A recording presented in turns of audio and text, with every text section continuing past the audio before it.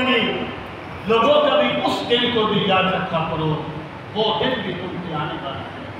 فرمایا وَإِلَيْنَا تُرْجَعُونَ، اور پھر ایک دن آئے گا جب تمہیں ہماری بارگاہ میں واپس پلٹا دیا جائے گا۔ جب بندے کو یہ ہے قرآن مجید کا اصول، ایک حقیقت کو بیان کیا اور پھر اس پہ عمل کرنے کا نفسیاتی طور پر اس کی ترغیب دی۔ وَإِلَيْنَا تُرْجَعُونَ، اور ہماری بارگاہ میں تم پلٹائے جاؤ گے۔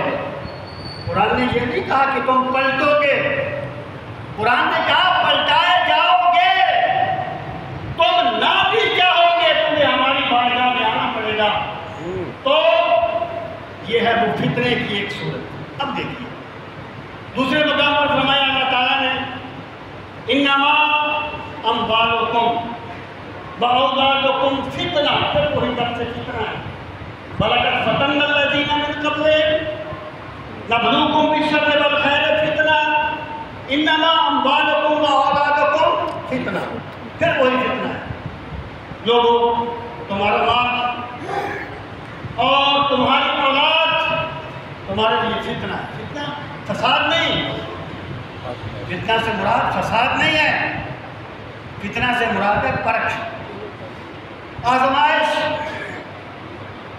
اللہ تمہیں پرکھتا ہے، آزماتا ہے، کبھی تمہیں اولاد دے کے آزماتا ہے کہ اولاد کو میری بندگی سکھاتے ہو یا اپنی ہی بندگی سکھاتے رہتے ہو،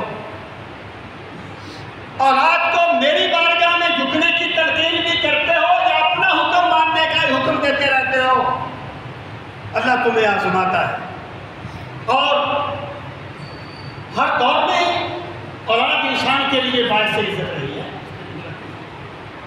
لیکن زمانہ جاہلیت میں جب جنگیں ہوتی تھی قبیلوں سے، اس وقت تو بیٹے اور بڑی نعمت تصور کیے جاتے تھے۔ تو اللہ تعالیٰ نے فرمایا کہ جو تمہاری اولاد ہے نا،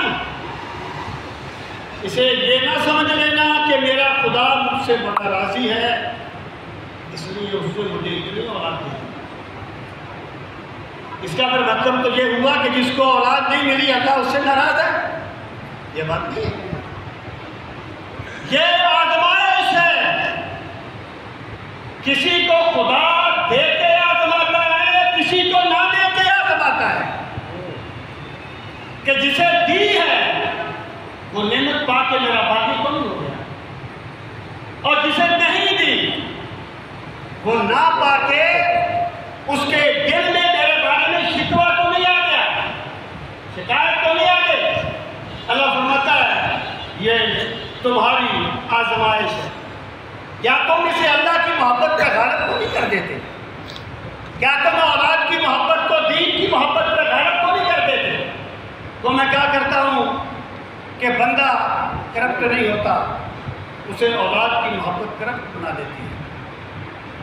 بندہ ظالم نہیں ہوتا، اسے اس کے مفادات کی محبت ظالم بنا دیتی ہے۔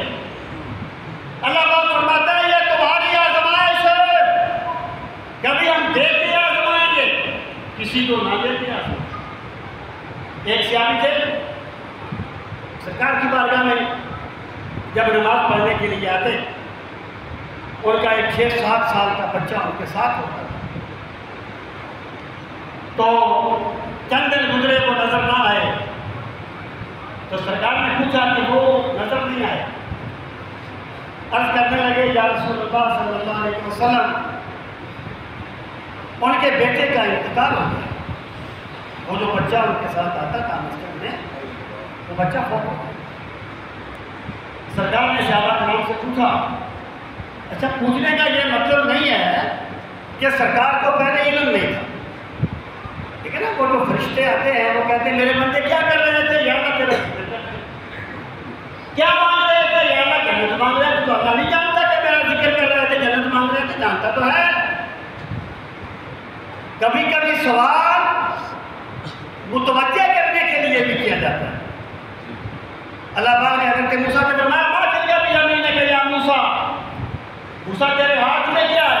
نہیں پتا تھا موسیٰ کے ہاتھ میں کیا ہے، موسیٰ کو نہیں پتا تھا ان کے ہاتھ میں کیا ہے۔ توجہ کرنے کے لیے بھی سوال کیا جاتا ہے۔ تو سرکار نے پوچھا کیا